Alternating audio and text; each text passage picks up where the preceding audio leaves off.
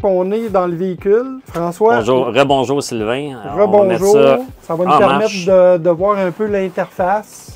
On n'a pas configuré l'ensemble des paramètres encore, mais ouais, là, j'aurai pas de data vraiment, puisqu'on vient de le recharger à 100%, donc mes derniers trajets apparaîtront pas. L'information de 442 km d'autonomie, on le voit ici aussi. Il tient compte de la température, puis...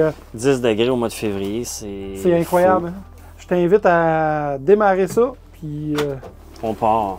Donc, ce qui est intéressant dans les paramètres, c'est vraiment la caméra 360.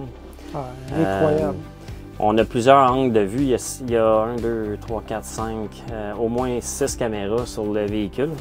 Et puis, ça nous donne comme un visuel de 360. Fait que pour stationner, c'est vraiment ce qu'on utilise avec les barres lorsqu'on tourne le volant.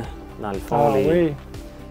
On voit que... Vers où qu'on se dirige. Vers où que le véhicule se dirige. Puis si ça passe, pour ne pas accrocher par exemple un poteau, voyez-vous, là, ça le fait pas.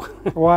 Quand tu arrives pour pogner un obstacle, étant rentré en collision avec un obstacle, le siège vibre. Hein? Oui, il y a toujours une vibration dans le banc si les sonores du pare-choc avant ou du pare-choc arrière détectent quelque chose. Puis même, il y a les freins automatiques. Donc des fois, lorsqu'on avance ou on recule puis il y a un obstacle, le véhicule va mettre les freins d'une façon assez sec.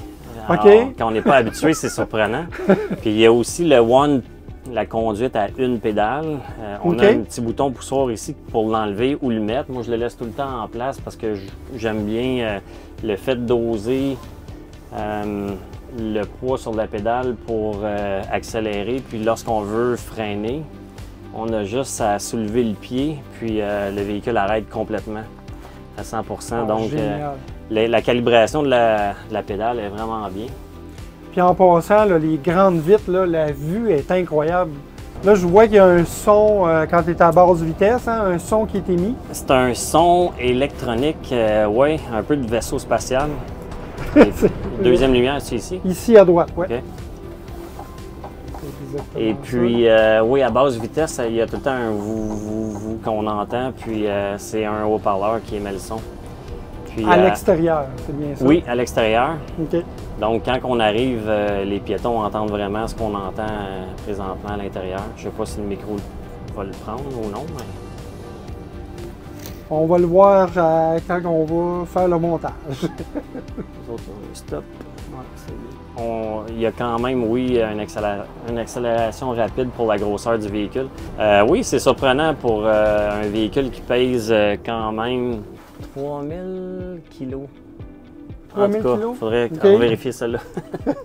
Oui. On le mettra dans le sous-titre, exact. Le vrai poids. On ne sait pas tout par cœur.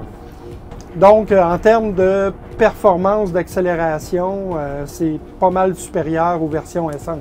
Vraiment, on n'a pas de problème d'accélération, même lorsque... Ah oui, je peux te dire que je le sens. Là. Vous le sentez quand même. Donc, ça accélère quand même assez vite.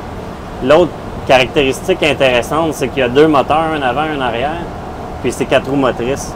4 roues motrices? Exact, traction intégrale. Donc, l'hiver, au Québec, ça, c'est un gros plus. Et puis...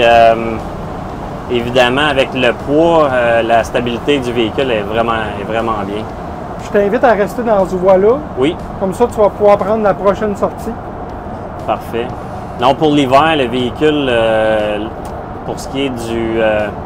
tenue de route. Tenue de route, température, même on a le volant chauffant, les bancs chauffants. On a une thermopompe, selon ce que les techniciens m'ont dit, qui... va faire en sorte d'avoir quand même beaucoup de chaleur puis sans brûler trop d'énergie. Donc, l'autre particularité sur l'autoroute, on est limité à 104 km/h. Donc, on ne peut pas aller plus vite que 104 km/h, ce qui est suffisant pour la grosseur du véhicule. Puis, le conducteur, il ne peut pas tricher. Il ne peut pas dire « je roule ». 120, non, 110. Non. Donc, sa consommation d'énergie va être constante. Toujours.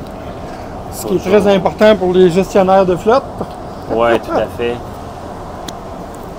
qu'ils n'ont pas encore fait, c'est de réussir à brancher, par exemple, on a une Star, et puis on est censé avoir, à même titre que tous les autres véhicules GM ou Chevrolet ou Cadillac, l'application GMC pour avoir, par exemple, l'autonomie restante ou barrer les portes, préchauffer le véhicule à distance, ces choses-là.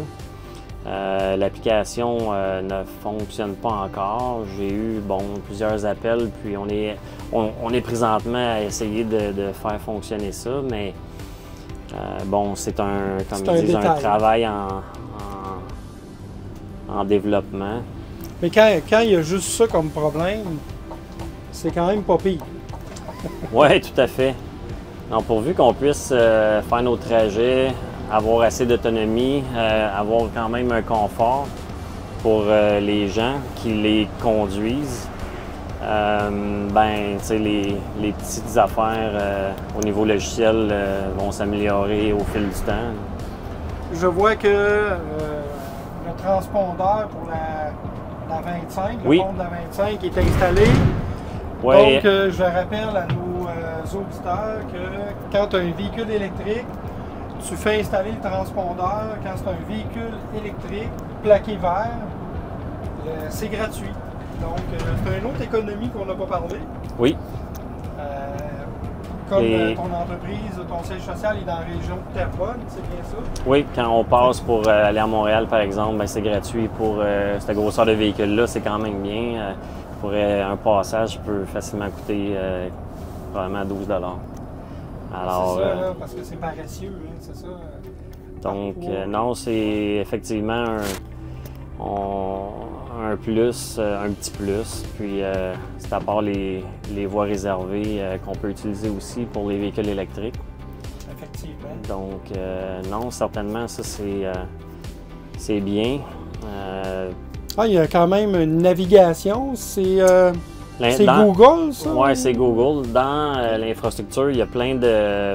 Lorsqu'on fait notre abonnement et tout ça, que j'ai pas encore eu le temps de faire, je l'ai fait sur un, puis on peut installer des applications tierces comme, par exemple, on a présentement Google Maps qui est pas mal standard, mais tu peux avoir PlugShare aussi, par exemple, pour les véhicules électriques qui pourraient être installés directement sur la console. Fait que ça pourrait être quand même potentiellement intéressant pour nos conducteurs dans le futur, mais ainsi que d'autres applications qui pourraient servir pour compter les heures ou avoir les marchandises à livrer, etc. Il y a toutes les commodités nécessaires. Oui, on a... beaucoup de rangement aussi, à ce que je vois. Là, le rangement est énorme. Quand dans le livret d'instruction, j'ai lu qu'on pouvait mettre 150 livres de capacité là. En gros, c'est quasiment une piscine. Mais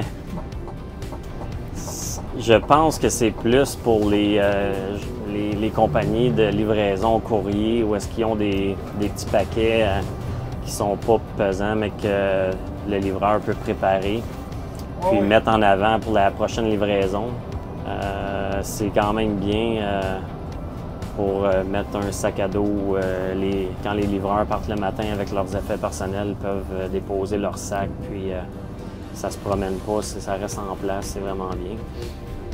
Vraiment génial. En tout cas, François, on va retourner à la station, mais un gros merci pour cette petite visite guidée. Merci à toi de m'avoir reçu. Une fois par 10 ans, c'est bien. Ça fait plaisir, ça fait grandement plaisir. Puis on se croirait vraiment au mois de mai, là. Mais bon, ça c'est un autre. La météo est vraiment clémente. On est bien. Effectivement. On va en profiter. Pour un 27 février. Merci, mon cher. Ça me fait plaisir. Merci à toi, Sylvain.